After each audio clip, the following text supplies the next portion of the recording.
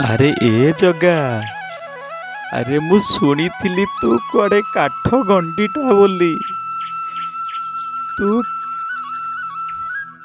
ସତରେ କ'ଣ ଦୁଃଖୀମାନଙ୍କର ଦୁଃଖ ଶୁଣି ପାରୁନା? ସତରେ କ'ଣ ତୋର କାନ ନାହିଁ କି ହାତ ନାହିଁ? ସେଇ କଥା ଦେଖିବା ପାଇଁ ଯାଇଥିଲି ତୋ ଶ୍ରୀକ୍ଷେତ୍ର। ସବୁ ଜାଗା ବୁଲିଲି, ସବୁ ଶାସ୍ତ୍ର ପୁରାଣ ପଢ଼ିଲା ପରେ ଶେଷରେ ଜାଣିଲି ରେ ଜଗା, ତୋ ବିନୁ ଏ ଜଗତର ଗତି ନାହିଁ ରେ ଜଗା। ସେଥିପାଇଁ ତୋ ପାଖରେ ସମର୍ପିତ ହେବା ପାଇଁ ମନ ହେଇଗଲା।